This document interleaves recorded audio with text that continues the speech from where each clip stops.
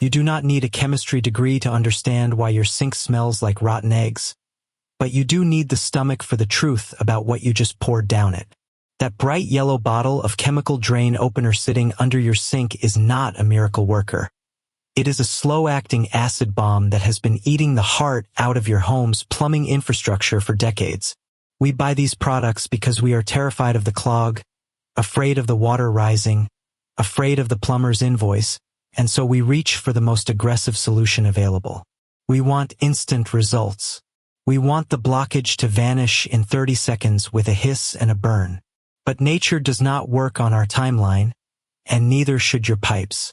The industrial strength lye and sulfuric acid found in those commercial brands were designed to dissolve hair, grease, and organic matter in factories, in settings where safety protocols are strict and ventilation is mandatory. They were not designed for the delicate, aging network of PVC elbows and rusted iron joints hidden behind your drywall. When you pour that liquid down the drain, you are not cleaning your house. You are initiating a controlled demolition of your own sewer lines. Consider the material science at play here. Most modern homes rely on PVC plastic pipes, a polymer invented in the mid-20th century that revolutionized construction by being lightweight and resistant to corrosion. It is a good pipe. It is a forgiving pipe. Can handle a little abuse, a little neglect. But it has a thermal limit and a chemical weakness. Concentrated sodium hydroxide generates heat when it reacts with water, often exceeding 140 degrees Fahrenheit inside the confined space of a 4-inch pipe. This thermal shock causes the plastic to expand rapidly, then contract as the reaction subsides. Over time, this constant cycling of extreme heat and cold creates microscopic fractures in the pipe walls. You cannot see these cracks. They are invisible to the naked eye, hidden beneath layers of grime and dust in the crawl space or the basement. But they are there, and eventually they become leaks. A slow leak is worse than a clog. A clog is a problem you can see coming. A leak is a problem that destroys your subfloor, warps your hardwood, rots your joists, and invites black mold into the air you breathe. The cost of fixing a burst pipe caused by chemical damage is not measured in dollars per hour, but in thousands of dollars of structural repair. Even if you have older metal pipes, the outcome is just as catastrophic, though the mechanism is different. Galvanized steel and cast iron are strong, but they are not invincible. Acidic drain cleaners eat away at the protective oxide layer on the inside of metal pipes. This layer acts as a barrier against further corrosion. Once it is stripped away, the raw metal is exposed to the water and oxygen flowing through it. The result is rapid thinning. The pipe becomes brittle. It loses its ability to hold pressure. You might think you are clearing a clog, but you are actually creating a time bomb. The thin spots weaken until they can no longer withstand the hydraulic pressure of a full flush. Then, without warning, the pipe splits. The water does not stop. It sprays. It floods. It damages everything in its path. The idea that these chemicals are safe because they are sold in supermarkets is a lie manufactured by marketing departments who profit from your desperation. They know you will pay $4 for a solution that costs pennies to make. They know you will ignore the warnings on the back of the label because you are too impatient to wait for a plunger to work. The irony is that the clog itself is rarely as solid as we imagine. Most blockages are not single, hard objects lodged deep in the line. They are accumulations, layers of hair, soap scum, food particles, and grease that build up over months or years.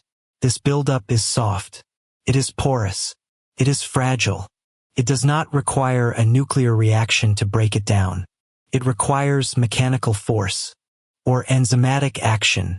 Enzymes are living organisms that eat organic matter. Bacteria consume the proteins in the hair and the fats in the grease. They turn the clog into sludge that washes away easily. This process takes time. It takes days, sometimes weeks. It requires patience. It requires discipline. It does not offer the immediate gratification of a chemical burn. But it leaves your pipes intact. It leaves your home safe. It leaves your wallet fuller. The next time you hear the gurgle of a slow drain, Resist the urge to grab the yellow bottle. Think about the invisible cracks forming in your PVC. Think about the rust spreading through your steel. Think about the cost of replacing the pipe versus the cost of waiting. The poison is not in the clog. The poison is in the cure. And the cure is killing your house from the inside out. We need to look at what happens when that poison meets the rest of the system, because the damage does not stop at the first elbow. The chain reaction is already underway, and it is moving deeper into your home's foundation. You think you are pouring a liquid into a pipe. You think you are dissolving the problem. What you are actually doing is initiating a chemical reaction that generates enough heat to warp PVC and enough pressure to fracture cast iron. Caustic soda, or sodium hydroxide, is not a cleaner. It is an industrial solvent designed for stripping paint from factory floors and unclogging sewer lines in commercial buildings where maintenance crews have the budget to replace pipes entirely. When you pour it down your residential sink, you are introducing a substance that reacts violently with organic matter. Hair is protein. Soap scum is fat. Caustic soda breaks down the molecular bonds of these materials, but it does not make them vanish. It turns them into a thick, gelatinous sludge that cools rapidly once it leaves the immediate vicinity of the drain.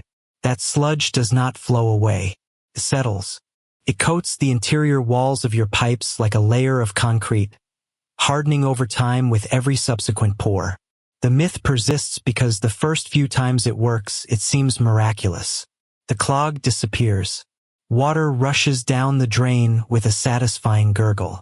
You feel a surge of relief, followed by the false confidence that you have solved a complex plumbing issue with a bottle purchased for $12 at the hardware store. But that relief is a trap. The reason the water clears initially is not because the blockage is gone, but because the caustic soda has dissolved the outer layers of the hairball, creating a temporary tunnel through the center. The core remains intact, wrapped in a sticky, semi-solid shell of reacted soap and grease.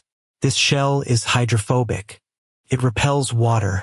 It attracts new debris. Within weeks, if not days, the tunnel collapses. The hairball expands again, larger and denser than before, because it has absorbed the surrounding sludge. Now you have a secondary clog that is far more resistant than the original one. Consider the thermal stress this creates on your plumbing system. The exothermic reaction of sodium hydroxide mixing with water can raise the temperature of the solution inside the pipe to nearly 200 degrees Fahrenheit. Most modern residential pipes are made of PVC, which begins to soften at temperatures around 140 degrees. Even PX tubing, while more heat-resistant, is not immune to long-term degradation from repeated thermal shock. The pipe expands when hot, contracts when cold. Do this enough times and the joints weaken. The glue fails. You start seeing slow leaks under sinks, not from corrosion, but from physical fatigue induced by your own cleaning efforts. In older homes with cast iron pipes, the heat accelerates the oxidation process, turning solid metal into brittle rust flakes that chip off and join the growing mass of sludge in your drain line. There is also the biological cost. Drain bacteria thrive in warm, moist environments. Caustic soda kills surface bacteria, yes, but it leaves behind a residue that feeds certain types of anaerobic microbes. These microbes produce hydrogen sulfide gas, the same rotten egg smell that plagues many households with stubborn drain odors. The very product intended to eliminate the smell becomes the fuel for the stench. And when you eventually call a plumber, they will not see a simple clog. They will see a pipe lined with a hardened, acidic alkaline composite that resists mechanical augers. The snake hits the wall of reacted chemicals and bounces off, unable to penetrate the slick, rubbery surface. The plumber charges you double for the extra labor required to break up that concrete-like deposit. You paid $12 for the caustic soda. You pay $300 for the cleanup. This cycle of destruction is self-perpetuating. Every time you encounter a slow drain, the instinctive response is to reach for the strongest chemical available. The stronger the chemical, the more damage it inflicts, the faster the next clog forms, and the stronger the chemical you feel compelled to use next week. It is an arms race against your own infrastructure. And you are losing. The pipes do not heal. They only degrade. The visual of a pipe looking pristine on the outside while being eaten away from the inside is terrifying enough without adding the knowledge that you are actively contributing to its demise with every capful of bleach or lye you pour down the sink. The damage accumulates invisibly, silently, until the day the floor gives way or the basement floods. By then, it is too late for simple fixes. It is too late for home remedies. You are left with a decision that costs thousands, not dollars. The question is no longer whether the chemicals work. The question is what remains after they are gone. Most people never look closely enough to see the answer. But the evidence is everywhere you choose to look. The morning light hits the porcelain curve of your sink at a 45-degree angle, revealing a thin, greasy film that no amount of scrubbing seems to fully remove. It is not dirt. It is not soap scum. It is the residue of 300 years of plumbing history, compressed into the U-bend beneath your feet. You have been taught to fear this blockage. You have been sold a chemical panic every time the water begins to pool, rising slowly, sluggishly, defying gravity with a stubbornness that feels personal. The aisles of hardware stores are lined with bottles promising instant annihilation, their labels screaming in bold red letters about corrosion and power. But there is a different way to look at the clog. There is a biological reality that predates PVC pipe by nearly 2 centuries. It starts in 1842, in the industrial sprawl of Manchester, England, where a man named John Craven invented a device that did not use fire or acid. He used a chain. A simple, flexible steel chain wrapped around a weighted ball, designed to be thrown down a drain and retrieved after it had tangled itself around debris. It was crude. It was mechanical. It worked. And it reveals the first truth about your pipes. They are not pipes at all. They are tubes for waste, and waste is organic. It rots. It ferments. It builds layers of sludge that chemical cleaners cannot dissolve because they are not trying to dissolve them. They are trying to burn them away. The heat generated by sodium hydroxide reactions can warp old lead pipes, crack ceramic joints, and release toxic fumes that linger in your bathroom long after the pour is done. Yet we keep buying it. We keep pouring it. Because we want the quick fix. We want the myth of cleanliness without effort. But the secret hidden in your kitchen sink is not a chemical formula. It is an enzyme. Specifically, it is the bacterial colony known as Pseudomonas fluorescens. This microbe has been engineered since the late 1970s to consume fats, oils, and grease. It does not attack the plastic. It does not corrode the metal. It eats the problem. When you introduce these bacteria to your drain, they do not vanish. They colonize. They form a biofilm on the inner walls of your pipe, waiting for the next layer of grease to slide down from your dishwasher or your frying pan. And when it arrives, they digest it. They turn solid fat into liquid carbon dioxide and water, which then flows harmlessly away. This is not science fiction. This is standard practice in municipal wastewater treatment plants. It is how Tokyo keeps its sewers clear. It is how London manages its Victorian-era infrastructure. But it is rarely how your average homeowner treats their kitchen. Why? Because it requires patience. It requires consistency. It requires you to stop thinking of your drain as a trash chute and start thinking of it as an ecosystem. A dead ecosystem clogs. A living one clears itself. Consider the texture of a clog caused by enzymatic breakdown versus one caused by chemical burning.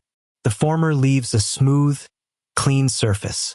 The latter leaves a pitted, rough interior where new grease catches more easily, accelerating the next blockage. It is a vicious cycle. You pour the harsh cleaner, the pipe degrades, the clog returns faster, you pour more cleaner, the pipe degrades further. It is a war you are losing against your own infrastructure. The alternative is quieter. It is slower. It is also infinitely more effective over the lifespan of your home. You do not need a plunger. You do not need a snake. You need a bottle of live bacteria and the discipline to use it once a month. But here is the catch. The bacteria need food. They need warmth. And they need time to multiply. If you pour boiling water down the drain immediately after adding the enzymes, you kill them. If you use a chemical cleaner within 24 hours, you wipe out the colony.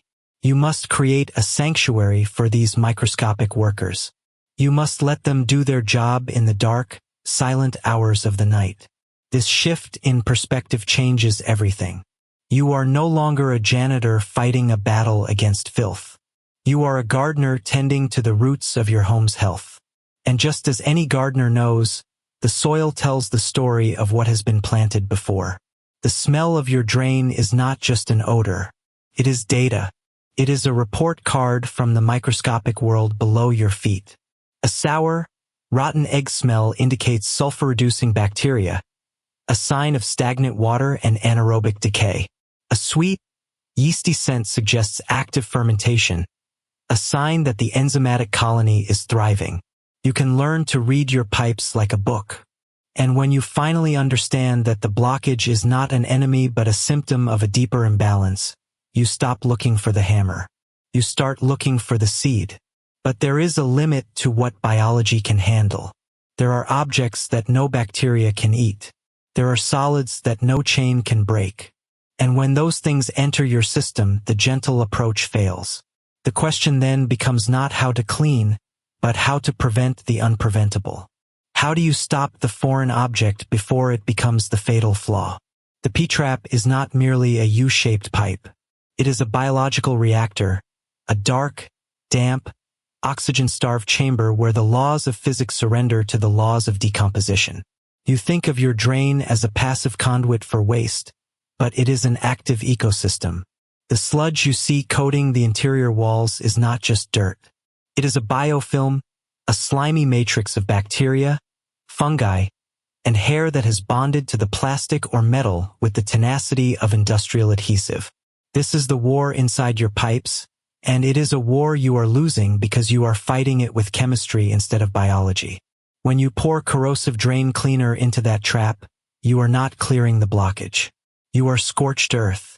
You are nuking the battlefield, killing the good bacteria along with the bad, leaving behind a sterile, damaged surface that is more prone to attracting new debris.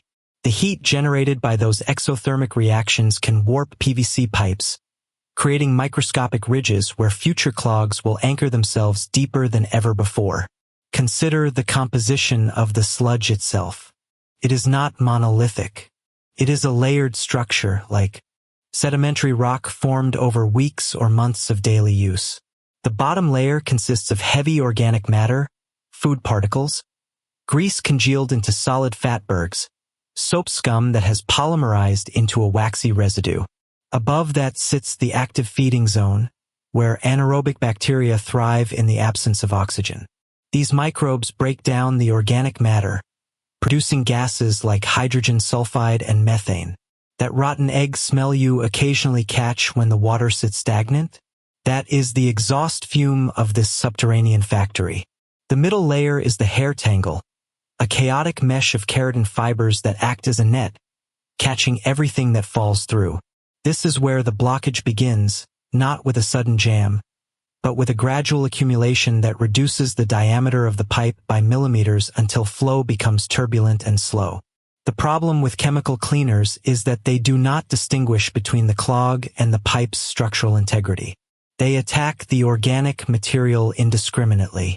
While they may dissolve a small amount of hair or food, they leave the fatty acids untouched. In fact, they often turn liquid grease into a solid, soapy curd that adheres even more strongly to the pipe walls. This creates a harder, more durable barrier than the original sludge. You are essentially building a dam with the very materials you are trying to remove. Furthermore, the harsh alkalinity of these products destroys the natural enzymes that would otherwise help break down waste. If you were to introduce beneficial bacteria into the system, they would colonize the biofilm, consuming the organic matter and converting it into carbon dioxide and water, which simply flush away. But the chemical cleaner kills those potential allies. This biological perspective changes everything about how we approach maintenance. Instead of waiting for a total blockage and resorting to poison, we must intervene with precision. We need to understand the life cycle of the biofilm. It forms, it thickens, it sheds, and it regrows. By introducing specific bacterial strains regularly, we keep the population of destructive anaerobes in check. These beneficial bugs outcompete the smell-causing bacteria and consume the fats and proteins before they can harden. It is a subtle process invisible to the naked eye, but the results are immediate. The water flows faster. The smell disappears. The pipes remain smooth, free from the corrosive scars left by caustic gels. The war is not won by destruction. It is won by balance. The P-trap is a delicate environment, a microcosm of the larger plumbing system that serves your home. To ignore its biological nature is to invite failure. Every time you pour a bottle of liquid Plumber down the sink, you are declaring war on your own infrastructure. You are choosing short-term convenience over long-term stability. The sludge does not disappear. It waits. It builds up in the hidden corners, in the joints, in the sections of pipe buried beneath your floorboards. And when it finally overwhelms the system, the cost of repair will be far greater than the price of a bottle of enzyme treatment. The choice is yours. Do you want to be a soldier in a war of attrition, or a gardener tending to a healthy ecosystem? The answer lies in understanding what lives in the dark. And once you know who your enemies are, you can stop fighting them with fire and start fighting them with strategy. But to truly master this system, you must look beyond the trap. You must look at what feeds it. The kitchen sink is not a disposal unit. It never was. We treat it like a mouth that can chew through anything we throw at it, from grease and coffee grounds to plastic wrappers and old receipts. But the pipes are silent witnesses to our negligence. They do not fight back immediately. They wait.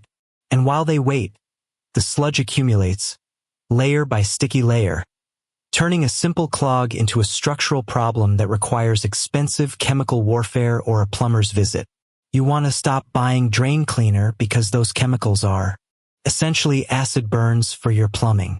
They corrode the joints, weaken the seals, and eventually, they just sit there in the water, toxic and useless, doing nothing but poisoning the environment. The alternative is not magic. It is biology. Specifically, it is the controlled explosion of bacteria eating the very waste you are trying to remove. This is how you make an enzymatic cleaner in 10 minutes, using ingredients that probably already sit in your pantry, gathering dust. Start with a standard 1-gallon glass jar. Glass is non-negotiable because plastic can leach chemicals or degrade under the fermentation process, introducing variables you cannot control. Into this jar, you need food scraps. But not just any scraps. You need carbon-rich materials that break down slowly. Orange peels, banana skins, apple cores. These provide the sugars and enzymes that kickstart the microbial activity. You want about 3 cups of these peels and cores, chopped roughly so they have more surface area for the bacteria to attack. Do not add meat, dairy, or oily foods. Those create anaerobic conditions that smell like death and attract fruit flies, which will invade your kitchen within 48 hours if you let them. Keep it strictly plant-based and starchy. Next, you need a source of brown sugar or molasses. This is the fuel. The bacteria need a quick energy source to multiply rapidly before they move on to the harder-to-digest cellulose in the peels. Add half a cup of brown sugar to the jar. If you have molasses, use that instead. It adds trace minerals that help the bacterial colonies thrive. Now comes the water. Use filtered water if you can. Chlorine is a disinfectant, and while the levels in tap water are low, they are enough to slow down the initial colonization of your beneficial microbes. Fill the jar to within 2 inches of the top. Leave room for expansion. Gases will be produced. Carbon dioxide, methane, small amounts of hydrogen sulfide, though minimal if done correctly. Stir the mixture vigorously. You are introducing oxygen, which encourages aerobic bacteria to grow. These are the good guys. They eat the organic matter and produce enzymes that break down fats, proteins, and starches. Once mixed, you do not seal the lid tightly. You place a cloth or coffee filter over the opening and secure it with a rubber band. This allows gases to escape while keeping insects out. If you seal it tight, the pressure will build until the lid pops off or the glass shatters. That is not a DIY solution. That is a hazard. Place the jar in a warm spot in your kitchen, away from direct sunlight. Sunlight can kill some of the beneficial cultures and encourage mold growth. Within 24 hours, you should see bubbles. The water will turn cloudy. This is a good sign. It means the colony is active. By day 3, the mixture will begin to separate. A dark liquid will settle at the bottom, and solids will float or sink depending on their density. By day 7, the smell will change from sweet and fermenting to earthy and slightly acidic, like yogurt or sourdough starter. This is ready. To use it, strain the liquid through a fine mesh sieve. Discard the solids in your compost bin. They are now partially digested and safe for garden soil. Take the liquid concentrate and mix it with water. 1 part concentrate to 10 parts water is a standard ratio for maintenance. Pour it down the drain every week. It will not clear a severe blockage instantly. That is not its purpose. It is a preventive measure. The enzymes continue to work for days after they enter the pipe, eating away at the hair, soap scum, and grease that accumulate daily. You are essentially farming the inside of your pipes. You are creating a self-cleaning ecosystem. This method costs pennies per batch. Takes no more than 10 minutes of active labor. It leaves no toxic residue. It does not damage PVC pipes or rust metal fittings. It simply works with nature rather than against it. Most people give up because they expect immediate results. They pour it in on a Tuesday and complain. It is not working on Wednesday. But the real victory is not in unclogging a blocked sink. It is in never having to do it again. It is in the quiet hum of a system that maintains itself. You have built a biological shield around your home's infrastructure. You have turned waste into a weapon against waste. But what happens when the system fails? What happens when the enzymes are overwhelmed by a sudden influx of grease? You need to know how to rescue the colony without starting from scratch. That is where the real skill lies. The internet loves a fizz. It is a visceral, satisfying sound that mimics action. You pour half a cup of baking soda into the sink. You follow it with half a cup of white vinegar. The mixture erupts in a violent, frothy cascade that bubbles over the rim of the drain and splashes against your shoes. It looks like chemistry class. Feels like hard work. But chemically, it is mostly theater. The reaction between sodium bicarbonate and acetic acid produces carbon dioxide gas, water, and a tiny amount of heat. That gas creates the noise. The noise creates the illusion that something significant is happening inside the pipe. In reality, you are just creating a temporary alkaline rinse that might loosen a speck of dust but will do absolutely nothing for a mass of congealed fat or a tangled web of hair. This myth persists because it is cheap. Vinegar costs pennies. Baking soda is nearly free. Commercial drain cleaners cost $5 or more for a plastic bottle of corrosive poison. People want to believe there is a simple, natural solution because it aligns with a desire to avoid harsh chemicals in their homes. They want to protect their children and their pets from sodium hydroxide burns. This is a noble instinct. However, it is also a dangerous misconception.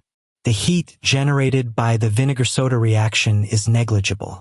It does not reach the temperatures required to melt grease. Grease solidifies at around 100 degrees Fahrenheit. Your kitchen pipes often operate near this threshold. A reaction that stays below 80 degrees cannot break the molecular bonds holding the fat together. You are pouring warm soapy water down a clog and calling it science. Consider the source of the clog itself. Most household drains do not fail because of a single solid object. They fail because of a biofilm. This is a slimy layer of bacteria, food particles, and soap scum that coats the interior of the pipe. It starts as a thin film. Over months, it thickens, catches every hair that goes down the shower. It traps every bit of cooking oil. It becomes a net that catches everything else. Vinegar is acidic. Acids can break down mineral deposits. They can dissolve calcium buildup from hard water. They have zero effect on the organic polymers that make up a mature biofilm. You cannot dissolve hair with vinegar.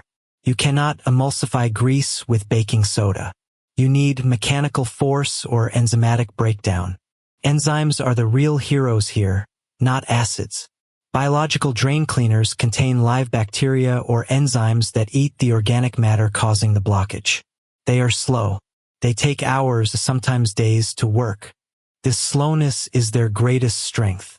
While a chemical cleaner burns through your PVC pipes and kills the beneficial bacteria in your septic tank, an enzyme cleaner works gently, consumes the grease. It digests the hair. It turns the clog into liquid waste that flows away easily. But even enzymes require time and warmth to activate. They do not fizz. They do not bubble. They sit quietly in the dark, doing the actual work while you wait. The danger of the vinegar myth is not just its inefficiency. It is the false sense of security it provides. When people use the fizz method and the water still drains slowly, they assume the problem is minor. They ignore it. They let the biofilm grow thicker. They allow the grease to accumulate further down the line, deeper into the main sewer line. By the time they call a plumber, the clog is no longer in the P-trap. It is in the lateral line.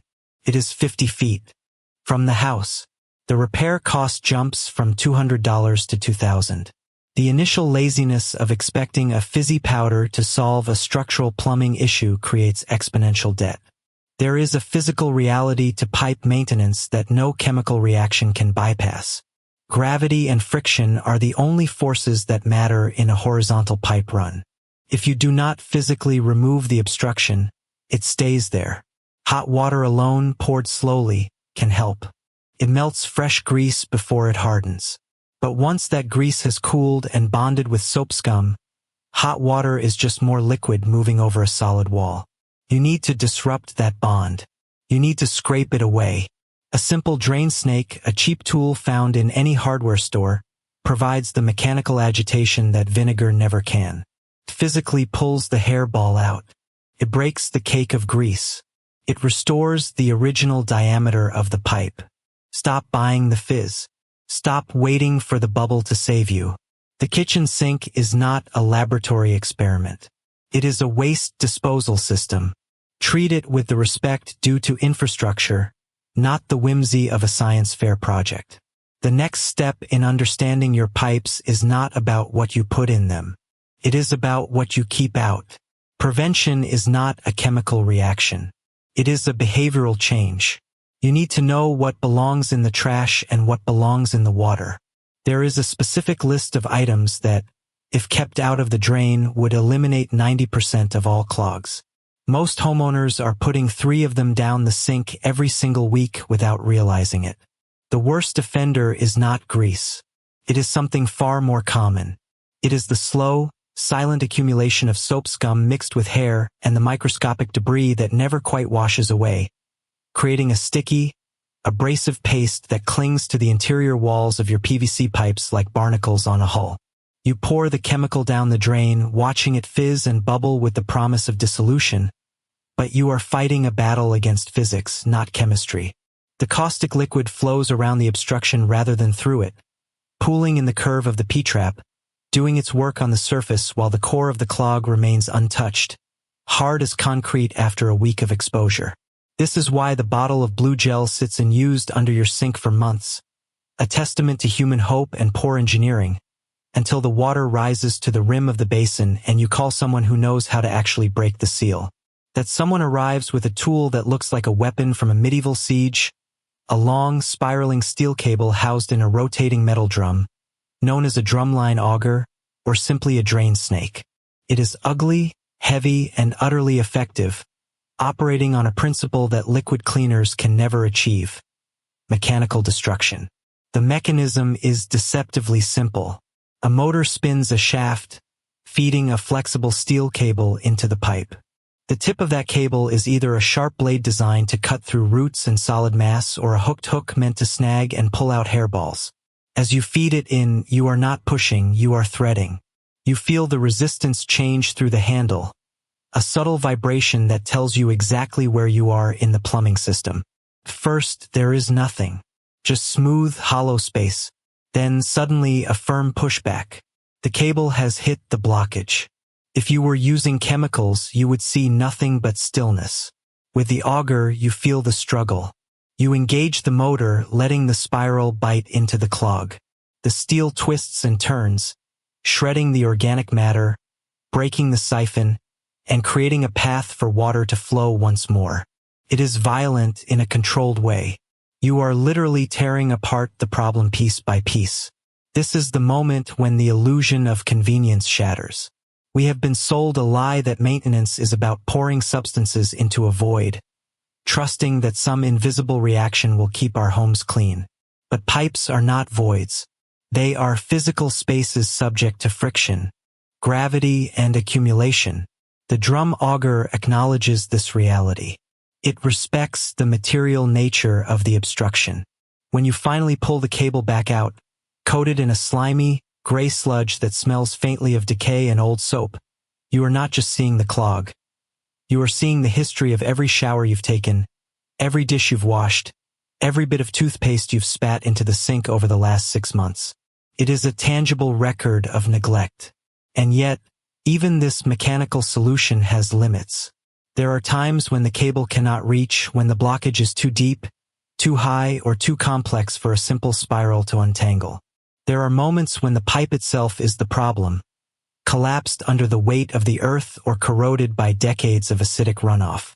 In those cases, the auger becomes a blunt instrument, scratching at the walls without solving the root cause. You stand there, holding the dirty cable, knowing that while the water will drain again tomorrow, the underlying issue remains. The pipe is still there, waiting.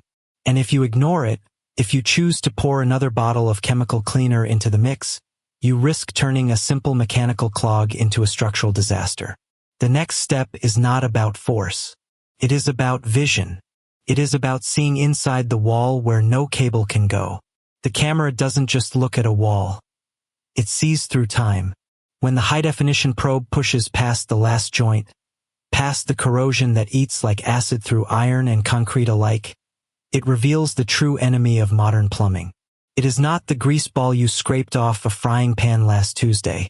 It is not the single wet wipe that vanished down the toilet in a moment of careless negligence. It is the root. Specifically, the root of an oak tree planted 70 years ago by a homeowner who had no idea that trees are not passive neighbors but active invaders with a hydraulic pressure system that rivals industrial machinery. You are looking at a screen, but you are witnessing a siege. The roots have found the microscopic hairline fracture in the sewer pipe, a defect so small it would pass inspection under normal conditions. But once they enter, they do not stop. They expand. They seek oxygen. They seek moisture. And they grow with a relentless, biological urgency that chemical cleaners cannot comprehend. A bottle of Drano or liquid Plumber is a blunt instrument against a living organism that has been eating your infrastructure for decades. These caustic gels dissolve organic matter, yes, but they also eat the pipe itself. They turn PVC brittle. They corrode cast iron until it flakes away like old paint.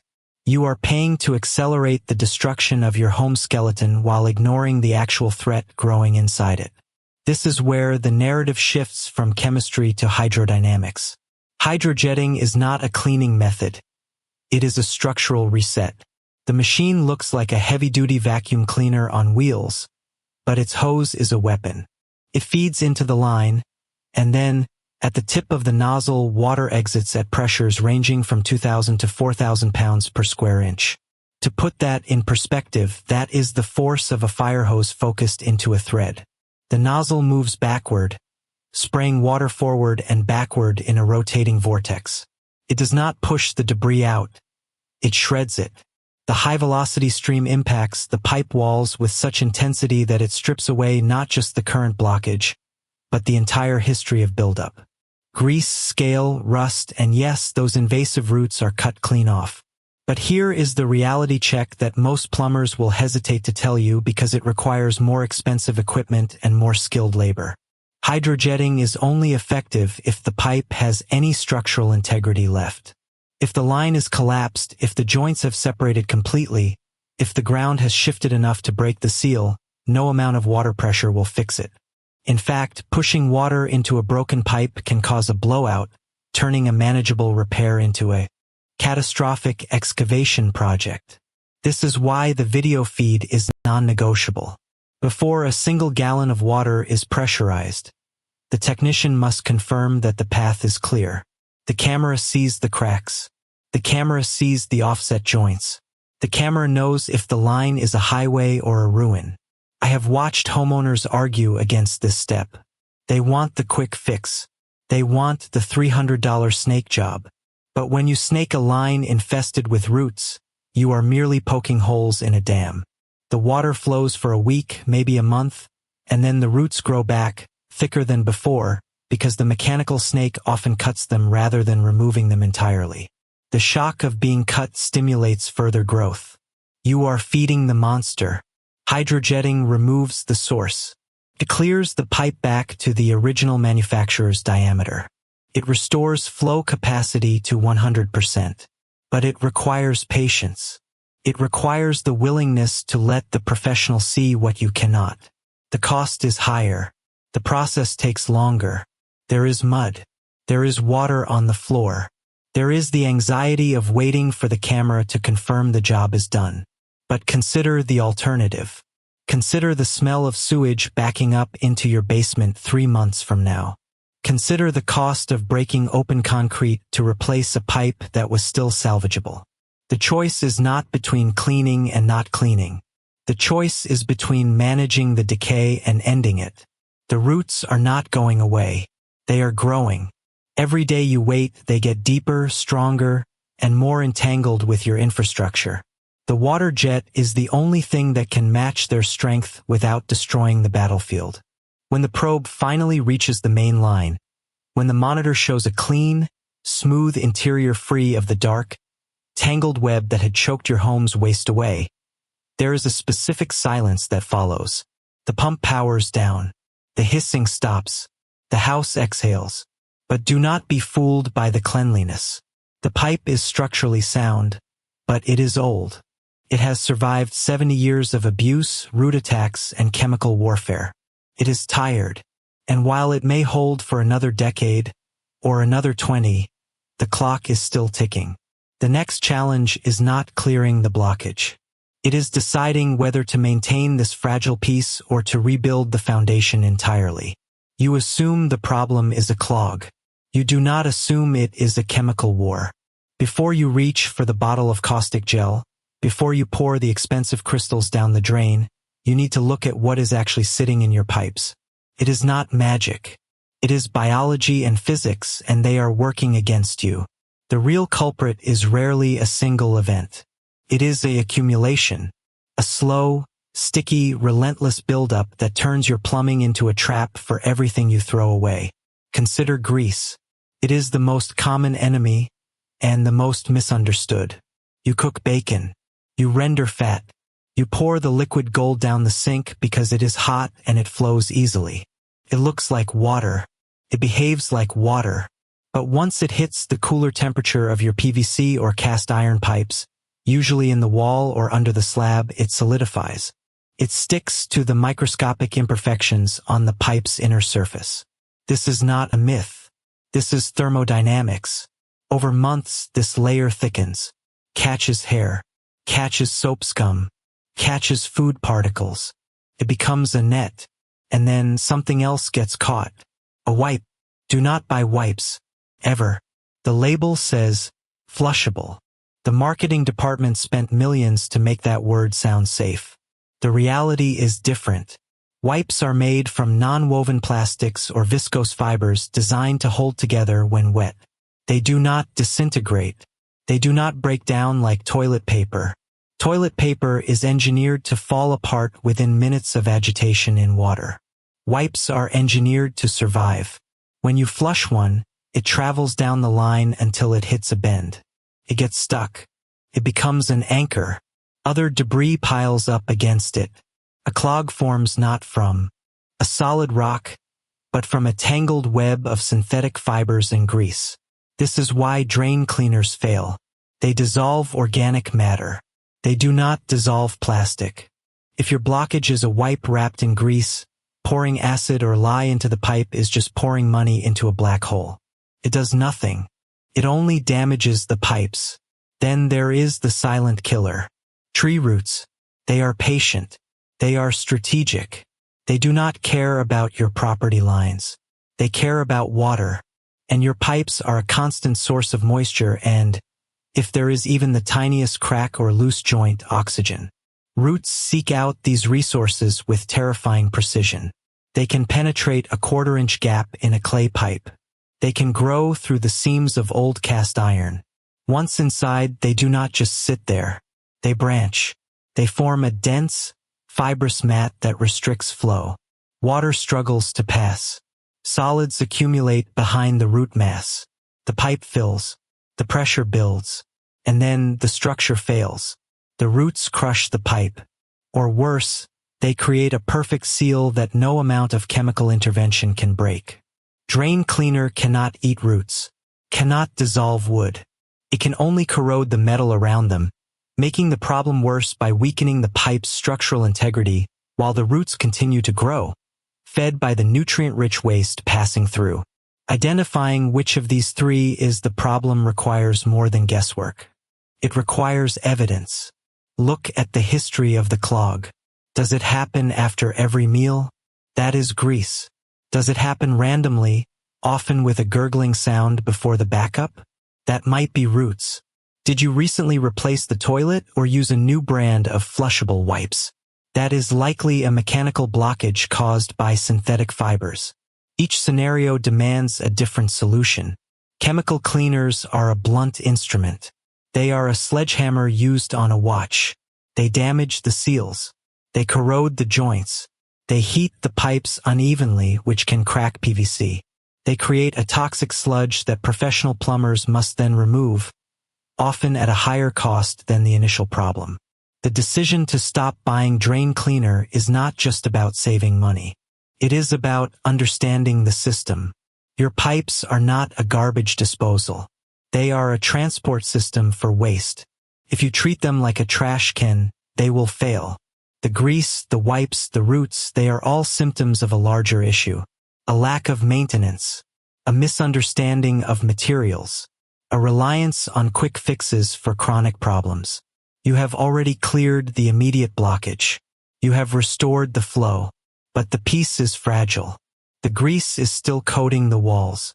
The roots are still growing in the dark. The wipes are still waiting for their turn to catch. The next step is not to pour more chemicals. It is to identify the source. It is to assess the damage. It is to choose a method that addresses the cause, not just the symptom. Because if you do not, the clog will return. And next time it will be worse. The truth is, most homeowners treat their plumbing like a black box they are terrified to open. You see a slow drain, you panic, you buy the orange bottle of liquid fire from the hardware store aisle, and you pour it down with the hopeful desperation of someone praying to a deity who isn't listening. That bottle costs $20.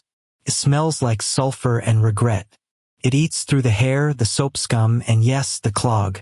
But it also eats through the rubber seals in your P-traps. It corrodes the galvanized steel pipes installed in houses built before 1970. And if you have old PVC which softens under heat, you are essentially melting your own infrastructure for the sake of a quick fix that will fail again in 3 days. The cycle is brutal and expensive. You call a plumber, you pay $200 for a service call, and you wait 3 hours for a man in a van who already knew exactly what was wrong before he arrived. He looks at you with pity, not because you are stupid, but because he knows the chemical industry has spent decades convincing you that your pipes are fragile glass when they are actually tough metal or plastic designed to last 50 years. You just didn't give them the right tools to do their job. There is a better way. It is not complicated. It does not require a degree in chemistry or a license to operate heavy machinery.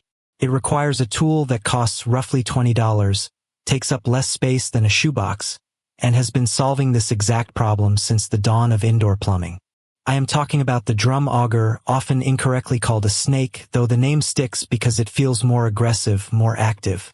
This is not the flimsy wire coat hanger your grandmother used in the 90s, bent into a hook with pliers and prayed over. This is a stiff, galvanized steel cable housed in a plastic drum, with a crank handle that gives you mechanical advantage and control. When you use it correctly, you are not guessing. You are feeling. You can feel the obstruction.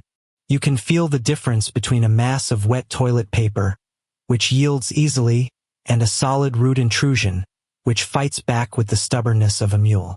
That tactile feedback is something no chemical ever provides. Chemicals rely on diffusion and reaction times that you cannot see. Augers rely on physics and torque that you can control. Start by removing the cleanout plug if you have one, usually located near the foundation wall outside or in the basement. If you do not have external access, you go in through the toilet or the floor drain. Insert the cable gently. Do not force it. Forcing it creates kinks in the wire, and a kinked auger is useless. You feed the cable into the pipe, turning the crank clockwise with each inch of feed. This rotation sharpens the tip against the interior of the pipe, allowing it to cut through debris rather than pushing it further downstream.